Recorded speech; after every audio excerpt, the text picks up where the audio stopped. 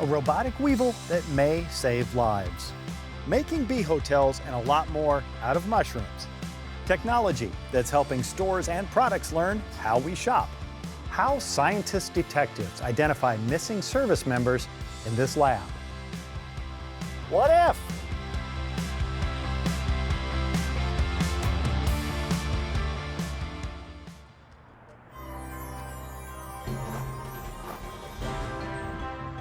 Hey there. We're going to hit the water for this episode of What If because this canoe is a great example of the innovation and creativity we feature in the series. We'll tell you why in a little bit. We'll also tell you about that music that you're hearing. But first, let's visit a place using science and detective work to identify missing service members. Remarkable work happens here, fueled by brain power and a desire to help families of the 80,000 missing American service members from World War I, Korea, Vietnam, and other wars. Guys like Gerald Clayton and Louis Tushla, Nebraskans who joined the Navy in the late 1930s. Both were on the USS Oklahoma during the attack on Pearl Harbor. Like most of the 400-plus on board who died that day, their unidentified remains ended up in mass graves in Hawaii. It's our nation's greatest promise to those who serve and their families, to say you have put your life on the line by stepping into those boots, and we are here for you, and we will come and find you no matter how long it takes, no matter how hard it is, and we will bring you home. That's the mission of the Department of Defense POW-MIA accounting agency. It has 2 labs in the country. One is in an Offutt Air Force Base building that was once a World War II bomber factory. DPAA is the largest employer of forensic anthropologists in the world. Staff also include dental experts, data scientists, historians, and others, almost all with advanced degrees. This is 50% science, 50% detective work. 50% something else? What did Willy Wonka say? It's all science. You know, detective. It is the science arm of detective work. Research and recovery comes first. A team excavating the site of a plane crash, or with the USS Oklahoma disinterring remains from graves. Then remains arrive here. One of the next steps is laying out bones on tables for analysis. Out of respect, we don't show bones of actual service members. Hi, Katie. Hi there. We'll start with the cranium, actually, if you want to place that in the ring there. Like Katie East gave us a good idea of how this works using a teaching skeleton. So would this be a fairly typical sample that you might have come into the lab? Yes, it can be. Very often we'll only get parts of skeletons, depending on where the remains come from. Making sure bones fit together, or articulate, so they know it's a single individual. And this is a nice articulation here. So after we have a single skeleton ready for analysis, essentially what we'll do is start building a biological profile. Take measurements that can help us do the analyses, and then we'll assess things like sex, age, height, and then look for anything like injuries or signs of disease. Skull and pelvis assessment helps determine sex. So we'll look here in this area, that's glabella. It's larger in males than it is in females. Looking at the surface of a joint connecting 2 pubic bones helps determine age. And that will degrade over time as you get older, unfortunately. And we have some references that tell us sort of the pattern of decline. Abnormalities provide clues that could connect the skeleton to a medical record, like indication of an earlier in life injury. But the fact that we're missing a big chunk of bone here, and that we have some spiculing and this perforation here, leads me to believe that there was an injury. So a broken ankle, maybe? Probably, something like that. Other anthropologists are doing this work on real cases, done in the blind, meaning they don't know much about the case. We want to try our best to limit as much bias as an analyst may have in their assessment. Larkin Kennedy sorts through bits of a wool blanket that covered a service member in their casket. So in order to make sure that there's no small pieces of evidence or small teeth or anything like that that might be something we want associated with an individual. So we have to pick through all of that. One thing that's really interesting about these remains is that they are all black, as you can see. And so you can get different color staining from different taphonomic processes, or you can also get it from things that happen around the time of death, like burning. So if you were, for example, in a plane crash or something like that, you could see burning on bones as well. And in this case, there are no duplicated or overlapping bones. However, there are some differences in the skeleton that suggest that this is actually more than one person. For instance, the left leg is, in general, much shorter than the right leg. It's amazing that every single skeleton's a little bit different. Everybody has something strange about them or something interesting about them, honestly. DNA is a key tool, especially with a sample from a family member for comparison. And we take DNA for two reasons. One is to, again, make sure that all of the elements go together. And then the other one, of course, is to help with identification. Items found at a site or in a casket are examined in the material evidence lab. This looks like possibly part of a boot. So you've got like a rubber sole or insole. And this looks like part of a zipper. So zippers could have come from basically anything. It could be the uniform, it could be gear that they were wearing, it could be from the plane itself. A 1929 coin helps date an event. The prescription of these glasses could match medical records. Watches, buttons, rings provide more clues. Most of the evidence that we get is sort of supporting, it says we are in the right place, we're in the right time period. Multiple lines of evidence are needed to confirm the identity of the missing service member. A DPAA medical examiner makes the final decision. Every case is unique in its own way. Some present their own challenges. We've been able to make an identification as fast as 6 days. That is not the norm. That's when everything lines up, or it could take years. USS Oklahoma casework began in 2015. With 13,000 bones from 388 unidentified sailors and Marines mixed in more than 60 caskets. When the project started, it was the primary thing being done in this laboratory, and so every table had Oklahoma skeletal remains. Welcome to the Defense POW MIA Accounting Agency ceremony. After more than 5 years, the Offutt Lab is on track to identify more than 90% of the men who died on the USS Oklahoma. I would like to take this time to welcome the family members of the USS Oklahoma sailors and Marines who are present with us today. They are the families of Fireman First Class Louis James Tushla and Storekeeper Second Class Gerald Lee Clayton. It's like a closure. It's like we're representing our family who waited so long for word of him, and it's like a closure now. Identified remains are returned to hometown cemeteries or back to Hawaii for burial, with a marker, a name, and those scientist detectives who made it happen watching. It gives us that opportunity to step back, look at the big picture and the effect that this has on ourselves and everyone, family members, other people within the organization, and it makes it special.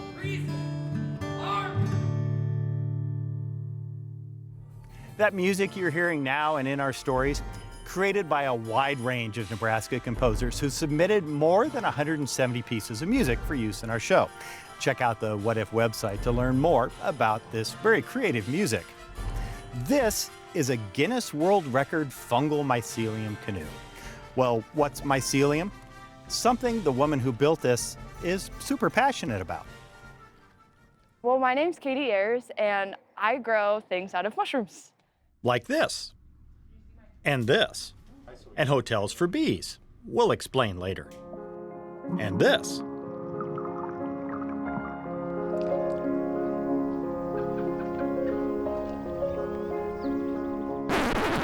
Hold on a second. This seems like a good time for a science break. To learn about mycelium, the unseen vegetative body of a fungus that forms mushrooms.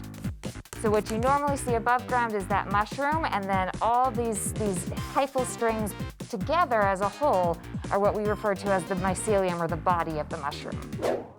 This is the hard part. Learn to control mycelium, and you can make things like a canoe. So kind of walk me through how you made this. So we started off by building a wooden skeleton, which you can kind of see through some of these right here. And then we made paper mache molds. Fill it with spawn, basically ground up wood with mycelium already in it. And then hung it in a hammock to grow. So how long did it take that to grow? My canoe took about 1 week to grow, and then we left it outside in the sun for another week to dry. Is it fun paddling around on this thing? I love it. It's definitely a workout too. This started with an English class assignment. Write a paper about solving a sustainability issue. Ayers did some research and landed on a documentary called Super Fungi. She was hooked. What was it that hooked you? The fact that there's so much that we don't know about fungi. Her love of fishing led her to making a canoe. Catch more rays. But now we're focusing on conservation biology of our native pollinators. Pollinator numbers are dwindling rapidly, and we have over 400 species of bees and wasps that do pollination here in Nebraska, so we thought we could provide them some habitat with a native fungus. Pretty happy with how this one came out so far. Habitat in the form of hotels. Ayers saw a study that exudates, basically the juices of this mushroomy fungus, kills some viruses threatening bees, create a place for bees to live and lay eggs, and Every time it rains, this will make a tiny bit of exudates, and we hope that the bees will actually go out and drink those as a water source. pack more ground up wood into a mold. How long does it take to do one of these? It depends on who you are. It takes me about 45 minutes. Ayers, Gillespie, and fellow students make about 10 hotels a week. You want a nice, tidy hotel for each Yeah. bee, right? Okay. Who wouldn't want a tiny hotel? Because you don't want a bad Yelp rating from Right? a bee, right? You Is that don't. kind of what happens? And then we just tape it up so it's airtight and put it in our incubators. Incubate so it grows for about 5 days. So the packing shape is the best because it takes longer to get through this clear plastic. But it'll grow straight through the duct tape, painter's tape. This is actually really beautiful to look at under the microscope because of how it grows. Tell me about Katie. Katie is an incredible young woman. She's absolutely an inspiration to myself, to the other students, to emulate her work ethic and her passion. And as you've seen, her passion is contagious. This is the fun part. All right, so we're gonna unpack a bee house. Yes. Smells like mushrooms. Imagine that. Yeah, It's actually one of my most favorite scents now. Perfect. I wouldn't say perfect yet. Wait till you see the outcome. This one's a little sticky over here. Trying to eat the plastic. This isn't coming off very easily. No, it's not this time. It's because we have a camera on you. Uh-huh. That's how it works. There it goes. Voila. That looks good. That looks really nice, actually. Beautiful. And that's what we want to happen. Perfect. I mean, it doesn't seem like these are sticking at all. Yeah, this one looks really great. Not too bad. Bee hotel. Into a humidity tent for a week. Keeping the humidity up actually helps it to continue growing. Bake the inside to stop it from growing. Put the inside and outside together, and you have a bee hotel.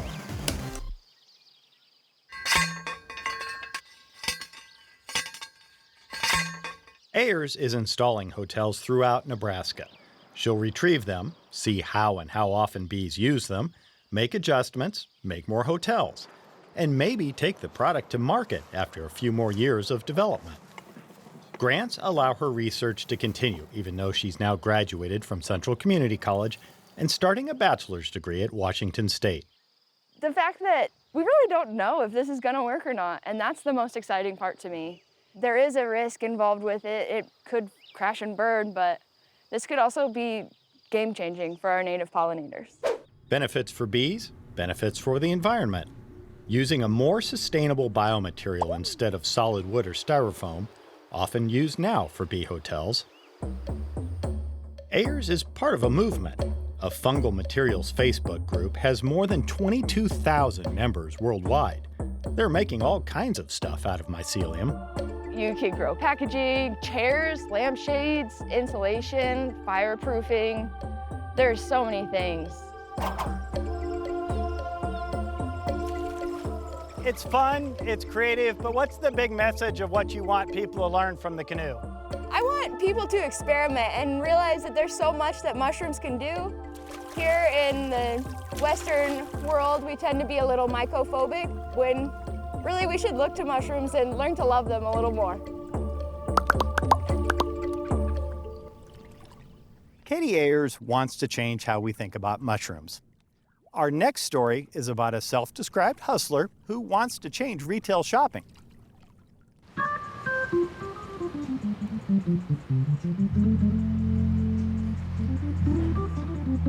A TV host walks into a convenience store. This business and companies buying stuff sold here will eventually know what I bought and what I didn't buy. They don't know what I looked at and didn't buy, what I never saw, how I traveled through the store. In other words, the same info online sellers get when I'm shopping on my computer instead of here. A hustler had an idea.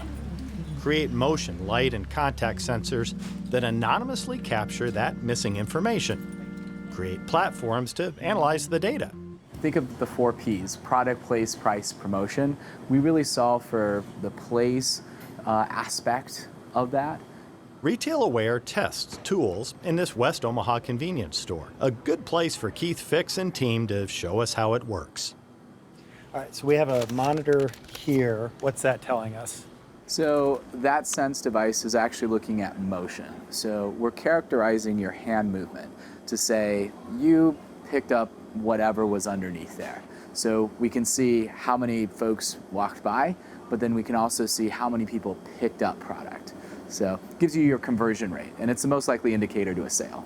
So in this case, if I were to take this out, look at it, and put it back, you have that data as well? You got it. We see engagement. There are sensors showing when products are out of stock, helpful for stores that don't have a lot of employees, and sensors tracking customer movement. We want to understand what is going on in this space. All right, tell me what you're seeing. So what you're looking at is compiled data. Combined with sales data, we can actually see the full, what we call the path to purchase, or the full customer journey. Brands specifically spend $100 billion a year, just in North America, on all of the stuff that you see inside the store.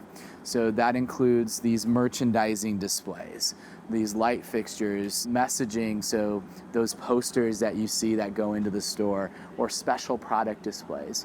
We're wrapping data around those decisions. If you find out that nobody is even walking in a certain part of the store, you either need to come up with a good idea of how to get them there, or, reinvent that space into a better purpose.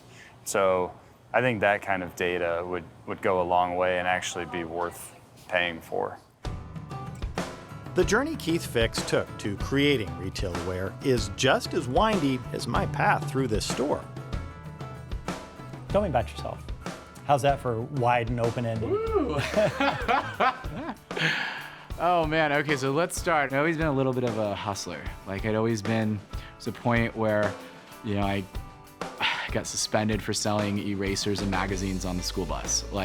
Just stuff like that. I used to help with the computer lab I think I was in 1st grade. No one asked, I just kind of started doing it. I was Airbnb before Airbnb. I would bill my aunts and uncles for staying at our house. And I always knew I was gonna do something in business, but it really wasn't until we had a family friend that needed help with the website. It's like, yeah, you like computers, you can do a website? Sure. I had no idea how to do a website. Basically, I made my mom drive me down to the library, and I got every book on HTML, CSS, Dreamweaver. What drives a 10-year-old to just say, you know what, I'm gonna learn how to code, I can make some money doing this? Unfortunately, when my parents split, my world was flipped upside down.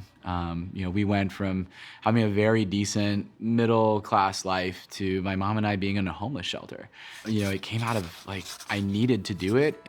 I enrolled in classes, and I think I got involved in the Collegiate Entrepreneurs Organization. We started a daily deal site. I started, a handful of ventures, all while I was full-time in college. One was Blab Food.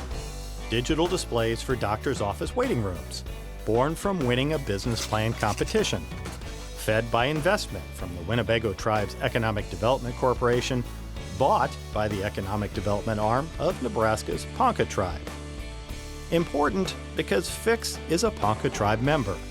I realized that building these enterprises and entrepreneurship was absolutely key to breaking some of the barriers and breaking some of the systemic, challenges that have plagued tribal nations. Which brings us back to his latest hustle, Retail Aware. Oh my gosh, the dude has an entrepreneurial mind like no other. I keep seeing photos that go back further and further. They just crop up. And I'm like, oh my gosh, is he even 18 in this photo? It's just, yeah, as long as I can even see into his past, it's, yeah, just part of his DNA. Born in 2018 from all the retail and tech experience Fix gained from the other ventures, now Retail Aware engineers and builds and ships sensors all over the world. Without naming names, Fix says customers include the largest beverage company, a top electronics company, and big box stores. Millions of Americans pass by these sensors each year without knowing it. Yes, more people shop online these days, but Fix says most purchases still happen in physical stores. Only bad retail is dying, and good retail is stores of the future, where data drives decisions, just like online. Did you have any notion whatsoever that this was going to be as successful as it was? We've always had this idea of how big we could get, and I don't think it was ever an option not to make things work. You still a hustler? There's oh my gosh, there's a Beyonce song about that. It's funny. I think like you evolve from, as a kid, I think like you evolve from the hustler to the innovator, and I think there's a very fine line between the two. Getting a bit of a workout here in the Mushroom Canoe. It's a good thing we're almost done. Our last story is about robots, grain bins, and three guys with an idea. Sunday, Sunday, Sunday, watch grain get annihilated by Grain Weevil.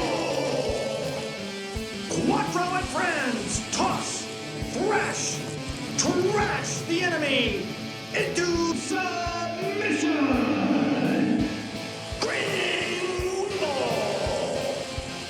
Coming soon to a grain bin near you.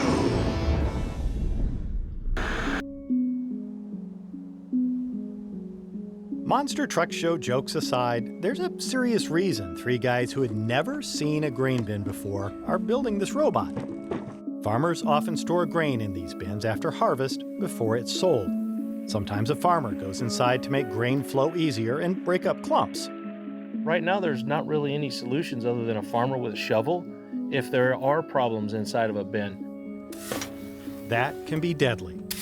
If grain collapses or a crust breaks, or an auger is turned on accidentally while someone is inside, suffocation happens in seconds. These accidents kill about 20 U.S. farm workers yearly. This is a safety mission. Keeping farmers out of the bin will keep them safe. Yeah. No. Chad, his son Ben, and Ben's best friend Zane turned an interest in robotics into a tech startup, prompted by a farmer friend's suggestion. When he told you about the problem you're trying to solve, did the idea of using a robot to solve it just click right away? Well, I always knew we were going to use a robot, but we had no idea what it would look like. So we actually built what we call a scurry bot. It's a little 18 by 20 inch robot with augers, and it scurries across the surface of the grain. That's where the name Grain Weevil came from. So why do you call it a weevil?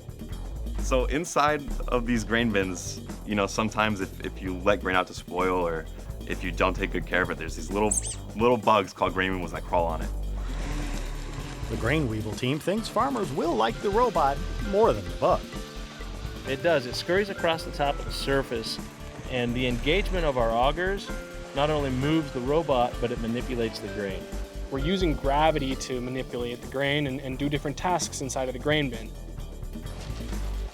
So we're increasing what's the scientific word is the sediment gravity flow.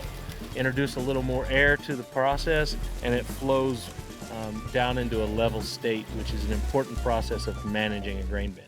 Imagine creating an avalanche. Yeah, controlled, right? The guys were spending long days testing and working out the bugs when we caught up with them. Trying different prototypes. There we go. And monitoring the results. So tell me what you're seeing there. So this is all of our positional data from the robot. So I get acceleration, angular velocity, orientation, all of our temperature data, voltage, current, everything that we need to make sure that the robot's running correctly. Because it's not easy to get a robot to run on piles of grain.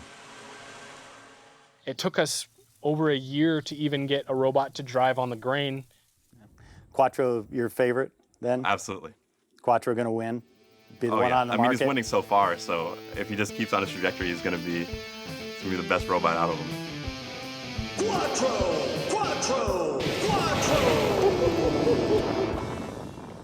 What happened to Quattro? Well, he got a little cross signal or mixed signal or something, flew all the way backwards and shredded up his augers, so. This has got to hurt to see the death of Quattro.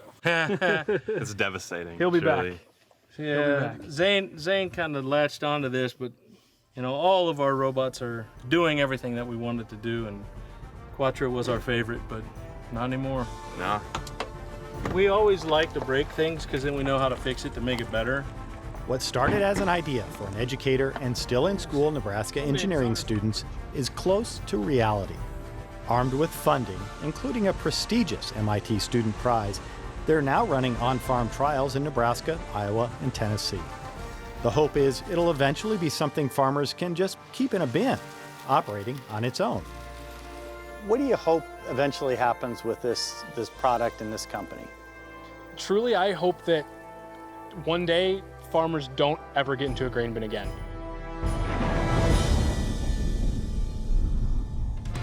All right, that was fun. Hey, you can watch all of our What If segments, episodes, and Innovator Insights educational segments online, and follow us on social media at #WhatIfNebraska. Thanks to Ash Gordon of Nebraska Mushroom for bringing out the mycelium canoe he helped build with Katie Ayers. And thank you for watching What If.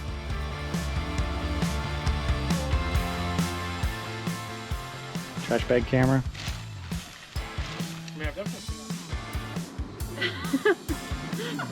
You can stand normally, I'll see you. A little lower, Mike.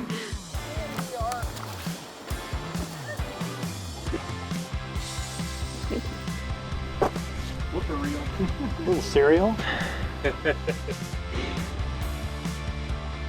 How's it going? Well,